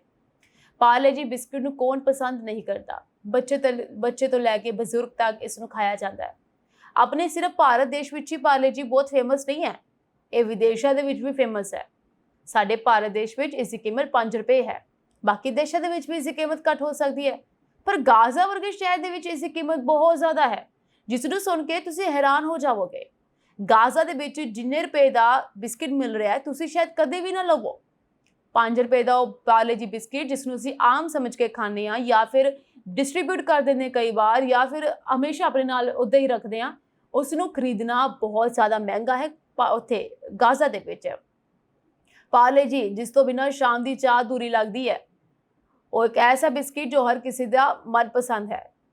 ਜਦੋਂ ਵੀ ਬਿਸਕਿਟ ਦੀ ਗੱਲ ਕੀਤੀ ਜਾਂਦੀ ਹੈ ਤਾਂ ਸਿਰਫ ਇੱਕ ਹੀ ਨਾਮ ਯਾਦ ਆਉਂਦਾ, ਉਹ ਹੈ ਪਾਰਲੇ ਜੀ, ਕਿਉਂਕਿ ਬਹੁਤ ਫੇਮਸ ਬਿਸਕਿਟ ਹੈ। ਇਹ ਬਿਸਕਿਟ ਦੇਸ਼ ਦੇ ਦਿਲ ਵਿੱਚ ਰਹਿੰਦਾ ਹੈ। ਅਮੀਰ ਤੋਂ ਲੈ ਕੇ ਗਰੀਬ ਤੱਕ ਅਤੇ ਦੇਸ਼ ਤੋਂ ਵਿਦੇਸ਼ ਤੱਕ ਹਰ ਕੋਈ ਇਸ ਬਿਸਕਿਟ ਦਾ دیਵਾਨਾ ਹੈ। ਹਾਲਾਂਕਿ ਯੁੱਧ ਪ੍ਰਭਾਵਿਤ ਗਾਜ਼ਾ ਵਿੱਚ ਇਸ ਭਾਰਤੀ ਬਿਸਕਿਟ ਦੀ ਇੱਕ ਵੱਖਰੀ ਪਛਾਣ ਹੈ ਅਤੇ ਉਹ ਇੱਕ ਲਗਜ਼ਰੀ ਚੀਜ਼ ਹੈ। ਜੀ ਹਾਂ, ਪਾਰਲੇ ਜੀ ਬਿਸਕਿਟ ਜੋ ਭਾਰਤ ਵਿੱਚ ਇੰਨੀ ਅਹਿਮੀਅਤ ਨਹੀਂ ਰੱਖਦਾ, ਯਾਨੀ ਕਿ ਪਸੰਦ ਤਾਂ ਸਾਰਿਆਂ ਨੂੰ ਹੈ, ਪਰ ਇੰਨੀ ਇੰਪੋਰਟੈਂਸ ਨਹੀਂ ਰੱਖਦਾ ਜਿੰਨੀ ਕਿ ਗਾਜ਼ਾ ਵਿੱਚ ਹੋ ਚੁੱਕੀ ਹੈ ਇਸ ਦੀ ਅਹਿਮੀਅਤ, ਔਰ ਇਹ ਲਗਜ਼ਰੀ ਚੀਜ਼ ਬਣ ਚੁੱਕੀ ਹੈ ਗਾਜ਼ਾ ਵਿੱਚ। ਭਾਰਤ ਵਿੱਚ 5 ਰੁਪਏ ਵਿੱਚ ਵਿਕਣ ਵਾਲਾ ਪਾਰਲੇ ਜੀ ਬਿਸਕਿਟ ਗਾਜ਼ਾ ਪੱਟੀ ਵਿੱਚ 2300 ਰੁਪਏ ਵਿੱਚ ਵਿਕ ਰਿਹਾ ਹੈ। ਸੋ ਗਾਜ਼ਾ ਵਿੱਚ ਰਹਿਣ ਵਾਲੇ ਮੁਹੰਮਦ ਜਾਵੇਦ ਨੇ ਇਸ ਬਾਰੇ ਦੱਸਿਆ ਹੈ। ਇੱਕ ਯੂਜ਼ਰ ਜਿਸਦਾ ਨਾਮ ਮੁਹੰਮਦ ਜਾਵੇਦ ਹੈ, ਉਸਨੇ ਆਪਣੇ ਐਕਸ ਹੈਂਡਲ ਤੇ ਇੱਕ ਬੱਚੇ ਦੇ ਨਾਲ ਇੱਕ ਵੀਡੀਓ ਪੋਸਟ ਕੀਤਾ ਹੈ। ਇਹ ਵੀਡੀਓ ਬਹੁਤ ਜ਼ਿਆਦਾ ਭਾਵੁਕ ਹੈ। ਇੱਕ ਪਿਤਾ ਨੇ ਆਪਣੇ ਬੱਚੇ ਨੂੰ ਪਾਰਲੇ ਜੀ ਬਿਸਕਿਟ ਦੇ ਪੈਕੇਟ ਤੋਹਫੇ ਵਿੱਚ ਦਿੱਤੇ ਹਨ। ਉਸਨੇ ਆਪਣੀ ਪੋਸਟ ਵਿੱਚ ਲਿਖਿਆ, ਲੰਬੇ ਇੰਤਜ਼ਾਰ ਤੋਂ ਬਾਅਦ ਰਵੀਫ ਨੂੰ ਉਸਦਾ ਮਨਪਸੰਦ ਬਿਸਕਿਟ ਮਿਲਿਆ। ਪਾਰਲੇ ਜੀ ਦੀ ਕੀਮਤ 1.5 ਯੂਰੋ ਤੋਂ ਲੈ ਕੇ 24 ਯੂਰੋ ਤੱਕ ਹੋਣ ਦੇ ਬਾਵਜੂਦ ਉਸਨੇ ਆਪਣੀ ਧੀ ਨੂੰ ਉਹਦਾ ਮਨਪਸੰਦ ਬਿਸਕੁਟ ਜੋ ਹੈ ਲੈ ਕੇ ਦਿੱਤਾ, ਇਸ ਲਈ ਇਨਕਾਰ ਨਹੀਂ ਕੀਤਾ। ਤੁਹਾਨੂੰ ਦੱਸ ਦਈਏ ਕਿ ਇਹ ਬਿਸਕਿਟ ਭਾਰਤੀ ਬਾਜ਼ਾਰਾਂ ਵਿੱਚ ਸਿਰਫ 5 ਰੁਪਏ ਵਿੱਚ ਉਪਲਬਧ ਹੈ। ਦਰਅਸਲ ਗਾਜ਼ਾ ਵਿੱਚ ਅਕਤੂਬਰ 2023 ਤੋਂ ਹਮਾਸ ਅਤੇ ਇਜ਼ਰਾਈਲ ਵਿਚਕਾਰ ਜੰਗ ਚੱਲ ਰਹੀ ਹੈ ਜੰਗ ਕਾਰਨ ਗਾਜ਼ਾ ਵਿੱਚ ਲੋਕਾਂ ਦੀ ਖਾਣ ਪੀਣ ਦੀਆਂ ਵਸਤਾਂ ਤੱਕ ਪਹੁੰਚ ਬਹੁਤ ਘੱਟ ਹੈ। ਇਸ ਲਈ 2 ਮਾਰਚ ਤੋਂ 19 ਮਈ ਦੇ ਵਿਚਕਾਰ ਘੇਰਾਬੰਦੀ ਕੀਤੇ ਫਲਸਤੀਨ ਖੇਤਰ ਨੂੰ ਲਗਭਗ ਪੂਰੀ ਤਰ੍ਹਾਂ ਨਾਕਾਬੰਦੀ ਦਾ ਸਾਹਮਣਾ ਕਰਨਾ ਪਿਆ। ਸਿਰਫ ਸੀਮਿਤ ਗਿਣਤੀ ਵਿੱਚ ਟਰੱਕਾਂ ਨੂੰ ਹੀ ਲੰਘਣ ਦੀ ਇਜਾਜ਼ਤ ਦਿੱਤੀ ਗਈ, ਜਿਨ੍ਹਾਂ ਵਿੱਚੋਂ ਜ਼ਿਆਦਾਤਰ ਨੂੰ ਅੰਤਰਰਾਸ਼ਟਰੀ ਦਬਾਅ ਤੋਂ ਬਾਅਦ ਜਾਣ ਦੀ ਇਜਾਜ਼ਤ ਦਿੱਤੀ ਗਈ ਸੀ। ਗਾਜ਼ਾ ਵਿੱਚ ਖਾਣ ਪੀਣ ਦੀਆਂ ਵਸਤਾਂ ਦੀ ਘਾਟ ਪਹੁੰਚ ਦੇ ਵਿਚਕਾਰ ਕਾਲਾਬਾਜ਼ਾਰੀ ਵੀ ਆਪਣੇ ਸਿਖਰ ਤੇ ਪਹੁੰਚ ਗਈ ਹੈ। ਲੋਕ ਇਸ ਦਾ ਫਾਇਦਾ ਵੀ ਚੁੱਕ ਰਹੇ ਨੇ, ਜਿਸ ਕਾਰਨ ਖਾਣ ਪੀਣ ਦੀਆਂ ਵਸਤਾਂ ਦੀਆਂ ਕੀਮਤਾਂ ਆਸਮਾਨ ਛੂ ਰਹੀਆਂ ਨੇ। ਜਿਸ ਵਿੱਚ ਇੱਕ ਪਾਰਲੇ ਜੀ ਬਿਸਕਿਟ ਜਿਸ ਦੀ ਕੀਮਤ ਸਿਰਫ 5 ਰੁਪਏ ਹੈ, ਉਸ ਨੂੰ 2300 ਰੁਪਏ ਵਿੱਚ ਵੇਚਿਆ ਜਾ ਰਿਹਾ ਹੈ, ਯਾਨੀ ਕਿ 1.5 ਯੂਰੋ ਦੇ ਵਿੱਚ, ਜੋ ਕਿ 24 ਯੂਰੋ ਤੱਕ ਵੀ ਜਾਂਦਾ ਹੈ। ਤੁਸੀਂ ਖੁਦ ਸੋਚ ਕੇ ਦੇਖੋ ਕਿ ਇਸ ਸਮੇਂ ਗਾਜ਼ਾ ਵਿੱਚ ਹਾਲਾਤ ਕੀ ਹੋਣਗੇ ਕਿ ਅੱਜ ਉੱਥੇ ਦੇ ਲੋਕ ਇੱਕ ਬਿਸਕਿਟ ਲਈ ਇੰਨਾ ਪੈਸਾ ਖਰਚ ਕਰ ਰਹੇ ਨੇ। ਫਿਲਹਾਲ ਉੱਥੇ ਹਾਲਾਤ ਬਹੁਤ ਜ਼ਿਆਦਾ ਹੀ ਖਰਾਬ ਨੇ ਔਰ ਲੋਕਾਂ ਦੇ ਲਈ ਇਹ ਮੁਸ਼ਕਿਲ ਹੁੰਦਾ ਜਾ ਰਿਹਾ ਉੱਥੇ ਸਰਵਾਈਵ ਕਰਨਾ। ਹੁਣ ਗੱਲ ਕਰਦੇ ਹਾਂ ਜੀ ਡੋਜ਼ ਦੀ। ਡੋਜ਼ ਇੱਕ ਉਹ ਕੁਸ਼ਲਤਾ ਵਿਭਾਗ ਜੋ ਡੋਨਾਲਡ ਟਰੰਪ ਦੁਆਰਾ ਬਣਾਇਆ ਗਿਆ ਹੈ ਆਪਣੇ ਕਾਰਜਕਾਲ ਦੇ ਵਿੱਚ, ਜਿਸ ਦੇ ਮੁਖੀ ਸੀ ਐਲੋਨ ਮਸਕ। ਐਲੋਨ ਮਸਕ ਨੂੰ ਇਸ ਦਾ ਮੁਖੀ ਬਣਾਇਆ ਗਿਆ ਸੀ ਅਤੇ ਜਿੰਨੇ ਵੀ ਸਰਕਾਰੀ ਖਰਚੇ ਨੇ ਉਸ ਨੂੰ ਕੰਟਰੋਲ ਰੱਖਣ ਦੇ ਵਿੱਚ ਉਹਨਾਂ ਨੇ ਬਹੁਤ ਵੱਡੀ ਭੂਮਿਕਾ ਨਿਭਾ ਰਹੇ ਸੀਗੇ। ਪਰ ਹੁਣ ਉਹਨਾਂ ਨੇ ਆਪਣੇ 130 ਦਿਨਾਂ ਦੇ ਕਾਰਜਕਾਲ ਨੂੰ ਪੂਰਾ ਕੀਤਾ, ਯਾਨੀ ਕਿ ਉਹਨਾਂ ਨੇ ਡੋਜ਼ ਵਿੱਚ 130 ਦਿਨ ਬਿਤਾਏ ਅਤੇ ਇਸ ਤੋਂ ਬਾਅਦ ਅਸਤੀਫਾ ਦੇ ਦਿੱਤਾ। ਅਸਤੀਫੇ ਦੀ ਵਜ੍ਹਾ ਡੋਨਾਲਡ ਟਰੰਪ ਵੱਲੋਂ ਜਾਰੀ ਕੀਤਾ ਗਿਆ ਇੱਕ ਖਾਸ bill the one big beautiful bill ਸੀਗਾ, ਜਿਸ ਦਾ ਵਿਰੋਧ ਐਲੋਨ ਮਸਕ ਨੇ ਕੀਤਾ ਅਤੇ ਉਹ ਨਹੀਂ ਚਾਹੁੰਦੇ ਸੀ ਕਿ ਮਸਕ ਇਸ ਬਿੱਲ ਨੂੰ ਲੈ ਕੇ ਆਉਣ ਔਰ ਇਸ ਬਿੱਲ ਨੂੰ ਪੇਸ਼ ਕਰਨ ਜਾਂ ਲਾਗੂ ਕਰਨ। ਪਰ ਡੋਨਾਲਡ ਟਰੰਪ ਨੇ ਉਹਨਾਂ ਦੀ ਗੱਲ ਨਹੀਂ ਮੰਨੀ। ਇਸ ਬਿੱਲ ਦੀ ਐਲੋਨ ਮਸਕ ਨੇ ਬਹੁਤ ਆਲੋਚਨਾ ਵੀ ਕੀਤੀ ਹੈ, ਜਿਸ ਤੋਂ ਬਾਅਦ ਐਲੋਨ ਮਸਕ ਨੇ ਆਪਣੇ ਅਹੁਦੇ ਤੋਂ ਅਸਤੀਫਾ ਦੇ ਦਿੱਤਾ। ਆਪਣੇ ਅਹੁਦੇ ਤੋਂ ਅਸਤੀਫਾ ਦੇਣ ਤੋਂ ਬਾਅਦ ਐਲੋਨ ਮਸਕ ਨੇ ਇਸ ਬਿੱਲ ਦੀ ਆਲੋਚਨਾ ਕੀਤੀ, ਨਾਲੇ ਡੋਨਾਲਡ ਟਰੰਪ ਨੂੰ ਵੀ ਬਹੁਤ ਕੁਝ ਕਿਹਾ। ਇਸ ਦੇ ਨਾਲ ਡੋਨਾਲਡ ਟਰੰਪ ਪਹਿਲਾਂ ਤਾਂ ਚੁੱਪ ਰਹੇ, ਪਰ ਬਾਅਦ ਵਿੱਚ ਡੋਨਾਲਡ ਟਰੰਪ ਨੇ ਆਪਣੇ ਬਿਆਨ ਜਾਰੀ ਕਰਨੇ ਸ਼ੁਰੂ ਕਰ ਦਿੱਤੇ, ਜਿਸ ਤੋਂ ਬਾਅਦ 2 ਦਿਨਾਂ ਤੋਂ ਇਹਨਾਂ ਦੋਨਾਂ ਦੇ ਵਿੱਚ ਸ਼ਬਦੀ ਜੋ ਵਾਰ ਹੈ ਉਹ ਸ਼ੁਰੂ ਹੋ ਰਿਹਾ, ਯਾਨੀ ਸ਼ਬਦੀ ਯੁੱਧ ਸ਼ੁਰੂ ਹੋਇਆ ਪਿਆ ਸੀਗਾ। ਦੋਨਾਂ ਦੇ ਵੱਲੋਂ ਆਪਣੇ ਅਲੱਗ-ਅਲੱਗ ਪੋਸਟਾਂ ਪਾਈਆਂ ਜਾ ਰਹੀਆਂ ਸੀਗੀਆਂ। ਫਿਲਹਾਲ ਐਲੋਨ ਮਸਕ ਨੇ ਕੁਝ ਪੋਸਟਾਂ ਡਿਲੀਟ ਵੀ ਕਰ ਦਿੱਤੀਆਂ, ਪਰ ਡੋਨਾਲਡ ਟਰੰਪ ਵੱਲੋਂ ਐਲੋਨ ਮਸਕ ਨੂੰ ਫਿਰ ਚੇਤਾਵਨੀ ਦੇ ਦਿੱਤੀ ਗਈ। ਐਲੋਨ ਮਸਕ ਨੂੰ ਡੋਨਾਲਡ ਟਰੰਪ ਦੇ ਕਾਰਜਕਾਲ ਦੇ ਵਿੱਚ ਪਹਿਲਾਂ ਵੀ ਚੇਤਾਵਨੀ ਦਿੱਤੀ ਗਈ ਸੀ, ਜਦੋਂ ਐਲੋਨ ਮਸਕ ਆਪਣੀ ਕੰਪਨੀ ਨੂੰ ਭਾਰਤ ਵਿੱਚ ਸਟੈਬਲਿਸ਼ ਕਰਨਾ ਚਾਹੁੰਦੇ ਸੀ। ਟੈਸਲਾ ਨੂੰ ਭਾਰਤ ਵਿੱਚ ਲੈ ਕੇ ਆਉਣਾ ਚਾਹੁੰਦੇ ਸੀ, ਪਰ ਟਰੰਪ ਨੇ ਇਸ ਗੱਲ ਦੇ ਲਈ ਉਹਨਾਂ ਨੂੰ ਚੇਤਾਵਨੀ ਦਿੱਤੀ ਕਿ ਭਾਰਤ ਐਸਾ ਦੇਸ਼ ਹੈ ਜੋ ਬਹੁਤ ਸਾਰਾ ਟੈਕਸ ਲਗਾਉਂਦਾ ਹੈ, ਇਸ ਕਰਕੇ ਭਾਰਤ ਵਿੱਚ ਇਸ ਨੂੰ ਸਟੈਬਲਿਸ਼ ਨਹੀਂ ਕੀਤਾ ਜਾਣਾ ਚਾਹੀਦਾ। ਉਹਨਾਂ ਦੀ ਗੱਲ ਮੰਨਦੇ ਹੋਏ ਟੈਸਲਾ ਨੇ ਭਾਰਤ ਵਿੱਚ ਇਸ ਨੂੰ ਸਟੈਬਲਿਸ਼ ਕਰਨ ਤੋਂ ਰੋਕ ਦਿੱਤਾ ਆਪਣੇ ਆਪ ਨੂੰ, ਤੇ ਨਹੀਂ ਕੀਤਾ। ਉਧਰ ਹੀ ਐਪਲ ਦੇ CEO ਟਿਮ ਕੁਕ ਨੇ ਡੋਨਾਲਡ ਟਰੰਪ ਦੀ ਇਸ ਗੱਲ ਨੂੰ ਨਜ਼ਰਅੰਦਾਜ਼ ਕੀਤਾ ਤੇ ਭਾਰਤ ਵਿੱਚ ਆਪਣੇ ਪਲਾਨ ਲਗਾਉਣ ਦੀ ਗੱਲ ਜਾਰੀ ਰੱਖੀ। ਇਸ ਦੇ ਨਾਲ ਹੀ ਜਦੋਂ ਡੋਨਾਲਡ ਟਰੰਪ ਅਤੇ ਐਲੋਨ ਮਸਕ ਇਕੱਠੇ ਸੀ ਔਰ ਟੈਸਲਾ ਦਾ ਵਿਰੋਧ ਹੋ ਰਿਹਾ ਸੀ, ਉਦੋਂ ਐਲੋਨ ਮਸਕ ਦੇ ਸਾਥ ਖੜੇ ਜੋ ਡੋਨਾਲਡ ਟਰੰਪ ਸੀਗੇ ਉਹਨਾਂ ਦੇ ਸਮਰਥਨ ਵਿੱਚ ਆਏ ਅਤੇ ਉਹਨਾਂ ਦੀ ਗੱਡੀ ਵੀ ਖਰੀਦੀ। ਉਹਨਾਂ ਨੇ ਟੈਸਲਾ ਨੂੰ ਬਹੁਤ ਬਿਹਤਰੀਨ ਆਟੋਮੋਬਾਈਲ ਗੱਡੀ ਕਿਹਾ ਅਤੇ ਕਿਹਾ ਇਹ ਬਹੁਤ ਸ਼ਾਨਦਾਰ ਗੱਡੀ ਹੈ ਅਤੇ ਇਸ ਕਾਰ ਨੂੰ ਉਹਨਾਂ ਨੇ ਖਰੀਦਿਆ। ਪਰ ਹੁਣ ਇਹ ਖਬਰ ਸਾਹਮਣੇ ਆ ਰਹੀ ਹੈ ਜਿਸ ਵਿੱਚ ਇਹ ਕਿਹਾ ਜਾ ਰਿਹਾ ਹੈ ਕਿ ਟਰੰਪ ਜੋ ਨੇ ਐਲੋਨ ਮਸਕ ਦੀ ਕੰਪਨੀ ਟੈਸਲਾ ਦੀ ਕਾਰ ਵੇਚਣ ਜਾ ਰਹੇ ਨੇ, ਜੋ ਉਹਨਾਂ ਦੇ ਲਈ ਖਰੀਦੀ ਸੀ, ਉਹਨਾਂ ਦਾ ਸਮਰਥਨ ਕਰਨ ਲਈ ਖਰੀਦੀ ਸੀਗੇ ਅਤੇ ਲੋਕਾਂ ਨੂੰ ਇਸ ਲਈ ਕਿਹਾ ਸੀ ਕਿ ਟੈਸਲਾ ਬਹੁਤ ਵਧੀਆ ਕੰਪਨੀ ਹੈ ਤੇ ਬਹੁਤ ਵਧੀਆ ਗੱਡੀ ਹੈ। ਡੋਜ਼ ਵਿਭਾਗ ਦੇ ਮੁਖੀ ਹੋਣ ਦੇ ਨਾਤੇ ਆਪਣਾ ਬਹੁਤ ਕੰਮ ਜਾਂ ਕਾਰਜਕਾਰ ਜਿਹੜਾ ਸੀ ਭੂਮਿਕਾ ਐਲੋਨ ਮਸਕ ਨੇ ਨਿਭਾਈ, ਪਰ ਹੁਣ ਇਸ ਡੋਜ਼ ਵਿੱਚ ਕੋਈ ਮੁਖੀ ਨਹੀਂ ਹੈ। ਡੋਜ਼ ਵਿੱਚ ਕੋਈ ਮੁਖੀ ਨਾ ਹੋਣ ਕਰਕੇ ਹੁਣ ਨਵੇਂ ਮੁਖੀ ਦੀ ਭਾਲ ਤਾਂ ਕੀਤੀ ਜਾਏਗੀ, ਪਰ ਇੱਕ ਐਸੀ ਖਬਰ ਸਾਹਮਣੇ ਆ ਰਹੀ ਹੈ ਜਿਸ ਨੇ ਸਭ ਨੂੰ ਹੈਰਾਨ ਕਰ ਦਿੱਤਾ ਹੈ। ਕਿਹਾ ਜਾ ਰਿਹਾ ਹੈ ਕਿ ਅਮਰੀਕਾ ਵਿੱਚ ਟਰੰਪ ਪ੍ਰਸ਼ਾਸਨ ਦੇ ਸਰਕਾਰੀ ਕੁਸ਼ਲਤਾ ਵਿਭਾਗ ਦੇ ਅਧਿਕਾਰੀ ਹੁਣ ਨਾਗਰਿਕਾਂ ਦੇ ਸਾਰੇ ਸੰਵੇਦਨਸ਼ੀਲ ਨਿੱਜੀ ਡਾਟਾ ਬਾਰੇ ਜਾਣਕਾਰੀ ਪ੍ਰਾਪਤ ਕਰਨ ਦੇ ਯੋਗ ਹੋਣਗੇ, ਯਾਨੀ ਕਿ ਜਿੰਨੇ ਅਮਰੀਕੀ ਨਾਗਰਿਕ ਹੈ ਉਹਨਾਂ ਦੇ ਇੰਪੋਰਟੈਂਟ ਜਾਂ ਪਰਸਨਲ ਡਿਟੇਲਸ ਜਿਹੜੇ ਹੋਣਗੇ, ਪ੍ਰਾਈਵੇਟ ਡਿਟੇਲਸ ਵੀ ਜਿਹੜੇ ਹੋਣਗੇ, ਉਹ ਇਹਨਾਂ ਅਧਿਕਾਰੀਆਂ ਦੇ ਕੋਲ ਪਹੁੰਚ ਜਾਣਗੇ। ਸੁਪਰੀਮ ਕੋਰਟ ਨੇ ਸ਼ੁੱਕਰਵਾਰ ਨੂੰ ਡੋਜ਼ ਅਧਿਕਾਰੀਆਂ ਨੂੰ ਸਮਾਜਿਕ ਸੁਰੱਖਿਆ ਪ੍ਰਸ਼ਾਸਨ ਡਾਟਾ ਤੱਕ ਪਹੁੰਚ ਕਰਨ ਦਾ ਅਧਿਕਾਰ ਦਿੱਤਾ ਹੈ, ਜਿਸ ਨਾਲ ਉਹਨਾਂ ਨੂੰ ਅਮਰੀਕੀ ਨਾਗਰਿਕਾਂ ਦਾ ਸਾਰਾ ਸੰਵੇਦਨਸ਼ੀਲ ਨਿੱਜੀ ਡਾਟਾ ਪ੍ਰਾਪਤ ਕਰਨ ਦਾ ਅਧਿਕਾਰ ਮਿਲਿਆ। ਇਹ ਫੈਸਲਾ ਮੈਰੀਲੈਂਡ ਦੇ ਇੱਕ ਜ਼ਿਲ੍ਹਾ ਜੱਜ ਦੇ ਹੁਕਮ ਨੂੰ ਉਲਟਾਉਣ ਤੋਂ ਬਾਅਦ ਆਇਆ, ਜਿਸ ਨੇ ਕਿਹਾ ਸੀ ਕਿ ਨਿੱਜਤਾ ਦੀ ਰੱਖਿਆ ਕੀਤੀ ਜਾਣੀ ਚਾਹੀਦੀ ਹੈ, ਪਰ ਇਸ ਫੈਸਲੇ ਨਾਲ ਇਹ ਲੱਗਦਾ ਹੈ ਕਿ ਅਮਰੀਕੀ ਨਾਗਰਿਕਾਂ ਦੀ ਨਿੱਜਤਾ ਦੀ ਕੋਈ ਰੱਖਿਆ ਨਹੀਂ ਕੀਤੀ ਜਾ ਰਹੀ। ਕਈ ਜੱਜਾਂ ਨੇ ਸੁਪਰੀਮ ਕੋਰਟ ਦੇ ਇਸ ਫੈਸਲੇ ਦਾ ਵਿਰੋਧ ਵੀ ਕੀਤਾ। ਉਹਨਾਂ ਨੇ ਕਿਹਾ ਹੈ ਕਿ ਇਹ ਕਿਸੇ ਦੀ ਪਰਸਨਲ ਲਾਈਫ ਦਾ ਸਵਾਲ ਹੁੰਦਾ ਹੈ, ਪਰਸਨਲ ਡਿਟੇਲ ਹੁੰਦੀ ਹੈ, ਜਿਸ ਨੂੰ ਇਸ ਤਰੀਕੇ ਦੇ ਨਾਲ ਕੋਈ ਵੀ ਨਹੀਂ ਦੇਖ ਸਕਦਾ। ਉਹਨਾਂ ਨੇ ਕਿਹਾ ਇਹ ਫੈਸਲਾ ਲੱਖਾਂ ਅਮਰੀਕੀਆਂ ਦੀ ਨਿੱਜਤਾ ਨੂੰ ਖਤਰਾ ਪੈਦਾ ਕਰ ਸਕਦਾ ਹੈ। ਡੋਜ਼ ਨੂੰ ਹੁਣ ਸਮਾਜਿਕ ਸੁਰੱਖਿਆ ਪ੍ਰਸ਼ਾਸਨ ਦੇ ਡਾਟਾਬੇਸ ਵਿੱਚ ਨਿੱਜੀ ਵੇਰਵਿਆਂ ਤੱਕ ਪਹੁੰਚ ਮਿਲ ਗਈ ਹੈ, ਜਿਸ ਵਿੱਚ ਵਿੱਤੀ, ਵਿਦਿਅਕ ਅਤੇ ਡਾਕਟਰੀ ਡਾਟਾ ਸ਼ਾਮਲ ਹੈ। ਸੁਪਰੀਮ ਕੋਰਟ ਨੇ 3 ਪੈਰਾਗ੍ਰਾਫ ਆਦੇਸ਼ ਜਾਰੀ ਕਰਦਿਆਂ ਇਸ ਬਾਰੇ ਕਿਹਾ ਕਿ ਮੌਜੂਦਾ ਹਾਲਾਤ ਵਿੱਚ ਡੋਜ਼ ਟੀਮ ਦੇ ਮੈਂਬਰ ਨੂੰ SSA ਰਿਕਾਰਡਾਂ ਤੱਕ ਪਹੁੰਚ ਦਿੱਤੀ ਜਾਂਦੀ ਹੈ ਤਾਂ ਜੋ ਮੈਂਬਰ ਆਪਣਾ ਕੰਮ ਕਰ ਸਕਣ। ਹਾਲਾਂਕਿ ਅਦਾਲਤ ਨੇ ਆਦੇਸ਼ ਵਿੱਚ ਆਪਣੇ ਫੈਸਲੇ ਪਿੱਛੇ ਕਾਰਨ ਨਹੀਂ ਦੱਸਿਆ। ਇਸ ਕਾਰਨ ਇਹ ਇੱਕ ਵਿਵਾਦਪੂਰਨ ਮੁੱਦਾ ਬਣ ਗਿਆ ਹੈ। ਇਸ ਹੁਕਮ ਨੂੰ ਅਦਾਲਤ ਦੇ 3 ਜੱਜਾਂ ਜਸਟਿਸ ਐਲੇਨਾ ਸੋਨੀਆ ਸੋਟੋਮੇਅਰ ਅਤੇ ਕੇਤਨਜੀ ਬ੍ਰਾਊਨ ਜੈਕਸਨ ਨੇ ਵੀ ਚੁਣੌਤੀ ਦਿੱਤੀ ਅਤੇ ਅਸਹਿਮਤੀ ਜਤਾਈ। ਜਸਟਿਸ ਸੋਟੋਮੇਅਰ ਅਤੇ ਜਸਟਿਸ ਜੈਕਸਨ ਨੇ ਕਿਹਾ ਕਿ ਅਦਾਲਤ ਲੱਖਾਂ ਅਮਰੀਕੀਆਂ ਲਈ ਗੰਭੀਰ ਗੋਪਨੀਯਤਾ ਜੋਖਮ ਪੈਦਾ ਕਰ ਰਹੀ ਹੈ। SSA ਮਾਮਲੇ ਵਿੱਚ US ਸੋਲਿਸਿਟਰ ਜਨਰਲ ਡੀ ਜੋਨ ਸੋਰ ਨੇ ਸੁਪਰੀਮ ਕੋਰਟ ਨੂੰ ਦੱਸਿਆ ਕਿ ਜੇਕਰ ਜ਼ਿਲ੍ਹਾ ਅਦਾਲਤ ਵਿਸ਼ੇਸ਼ ਏਜੰਸੀ ਦੇ ਕਰਮਚਾਰੀਆਂ ਨੂੰ ਕੰਮ ਕਰਨ ਤੋਂ ਰੋਕਦੀ ਹੈ, ਜਿਸ ਕਾਰਨ ਸਰਕਾਰ ਧੋਖਾਧੜੀ ਨੂੰ ਖਤਮ ਨਹੀਂ ਕਰ ਸਕਦੀ। ਵਿਵਾਦਿਤ ਡਾਟਾ ਵਿੱਚ ਸਮਾਜਿਕ ਸੁਰੱਖਿਆ ਨੰਬਰ, ਪਤੇ, ਜਨਮ ਅਤੇ ਵਿਵਾਹ ਸਰਟੀਫਿਕੇਟ, ਟੈਕਸ ਅਤੇ ਆਮਦਨੀ ਰਿਕਾਰਡ, ਰੋਜ਼ਗਾਰ, ਇਤਿਹਾਸ ਅਤੇ ਬੈਂਕ ਅਤੇ ਕ੍ਰੈਡਿਟ ਕਾਰਡ ਦੀ ਜਾਣਕਾਰੀ ਸ਼ਾਮਲ ਹੈ। ਤੇ ਤੁਸੀਂ ਖੁਦ ਸੋਚੋ, ਇਹ ਸਾਰੀ ਜਾਣਕਾਰੀ ਇਹਨਾਂ ਡੋਜ਼ ਅਧਿਕਾਰੀ ਤੱਕ ਤੁਹਾਡੀ ਪਹੁੰਚਦੀ ਰਹੇਗੀ ਤੇ ਤੁਹਾਡੀ ਸੇਫਟੀ ਕਿੱਥੋਂ ਤੱਕ ਹੈ। ਫਿਲਹਾਲ ਤਾਂ ਸੁਰੱਖਿਆ ਦਾ ਹਵਾਲਾ ਦਿੱਤਾ ਗਿਆ, ਪਰ ਇਹ ਕੋਈ ਵੀ ਸੁਰੱਖਿਆ ਨਹੀਂ ਹੈ। ਉਹਨਾਂ ਦੀ ਪਰਸਨਲ ਡਿਟੇਲਸ ਨੂੰ ਇਸ ਤਰੀਕੇ ਦੇ ਨਾਲ ਕੋਈ ਵੀ ਅਧਿਕਾਰੀ ਪੜੇਗਾ, ਐਸਾ ਕੋਈ ਨਹੀਂ ਚਾਹੇਗਾ। ਇਹੀ ਹਾਲ ਕੋਰੀਆ ਦੇ ਵਿੱਚ ਵੀ ਹੈ। ਕੋਰੀਅਨ ਸਰਕਾਰ ਦੇ ਵੱਲੋਂ ਵੀ ਇੱਕ ਐਸਾ ਹੀ ਫੈਸਲਾ ਸੁਣਾਇਆ ਗਿਆ ਹੈ। ਫੈਸਲਾ ਸੁਣਾਇਆ ਨਹੀਂ ਗਿਆ, ਇਸ ਵਿੱਚ ਇੱਕ ਹੈਰਾਨ ਕਰਨ ਵਾਲੀ ਗੱਲ ਸਾਹਮਣੇ ਆਈ ਸੀ, ਜਿਸ ਵਿੱਚ ਇਹ ਪਤਾ ਲੱਗਾ ਕਿ ਹਰ 5 ਮਿੰਟ ਬਾਅਦ ਤੁਹਾਡੇ ਫੋਨ ਦਾ ਸਕਰੀਨਸ਼ਾਟ ਲਿਆ ਜਾ ਰਿਹਾ ਹੈ। ਸੋਚੋ, ਤੁਸੀਂ ਇੱਕ ਦੇਸ਼ ਦੇ ਇੱਕ ਨਾਗਰਿਕ ਹੋ, ਪਰ ਤੁਹਾਡੀ ਕੋਈ ਸੇਫਟੀ ਨਹੀਂ ਹੈ। ਤੁਸੀਂ ਕੋਈ ਵੀ ਪ੍ਰਾਈਵੇਟ ਚੀਜ਼ ਨਹੀਂ ਕਰ ਸਕਦੇ ਕਿਉਂਕਿ ਤੁਹਾਡੇ ਫੋਨ ਦੀ ਸਾਰੀ ਜਾਣਕਾਰੀ ਸਰਕਾਰ ਵੱਲੋਂ ਇੱਕ ਗੋਪਨੀय ਤਰੀਕੇ ਦੇ ਨਾਲ ਪਹੁੰਚ ਰਹੀ ਹੈ। ਸੀਕ੍ਰੇਟ ਏਜੰਟ ਦੇ ਥਰੂ ਇਹਨਾਂ ਸਭ ਨੂੰ ਜਾਣਕਾਰੀ ਨੂੰ ਪਹੁੰਚਾਇਆ ਜਾ ਰਿਹਾ ਹੈ ਔਰ ਇਸ ਬਾਰੇ ਤੁਹਾਨੂੰ ਕੋਈ ਪਤਾ ਵੀ ਨਹੀਂ ਲੱਗ ਰਿਹਾ। ਔਰ ਇਸੇ ਤਰੀਕੇ ਨਾਲ ਅਮਰੀਕਾ ਦੇ ਵਿੱਚ ਵੀ ਇਹੀ ਗੱਲ ਹੋਣ ਵਾਲੀ ਹੈ, ਜਿਸ ਵਿੱਚ ਤੁਹਾਡੀ ਪਰਸਨਲ ਡਿਟੇਲਸ ਜਿਹੜੀਆਂ ਹੋਣਗੀਆਂ ਉਹ ਨਿੱਜੀ ਡਾਟਾ ਜਿਹੜਾ ਹੋਏਗਾ ਡੋਜ਼ ਅਧਿਕਾਰੀਆਂ ਦੇ ਕੋਲ ਪਹੁੰਚੇਗਾ। ਸੋ ਇਹ ਸੀ ਜੀ ਅੱਜ ਦੇ ਪ੍ਰੋਗਰਾਮ ਖਬਰਨਾਮਾ ਵਿੱਚ ਕੁਝ ਖਾਸ ਅਪਡੇਟਸ ਦੇਸ਼ ਤੇ ਵਿਦੇਸ਼ ਨਾਲ ਜੁੜੀਆਂ ਹੋਈਆਂ। ਹੋਰ ਅਪਡੇਟਸ ਲੈ ਕੇ ਮੈਂ ਸੁਰਭੀ ਫਿਰ ਤੋਂ ਹਾਜ਼ਰ ਹੋਵਾਂਗੀ। ਤੁਸੀਂ ਬਨੇ ਰਹੋ ਸਾਡੇ ਚੈਨਲ ਪੰਜਾਬ ਮਿਲ USA TV ਦੇ ਨਾਲ। ਤੁਹਾਡੇ ਸਭ ਦਾ ਬਹੁਤ ਬਹੁਤ ਧੰਨਵਾਦ।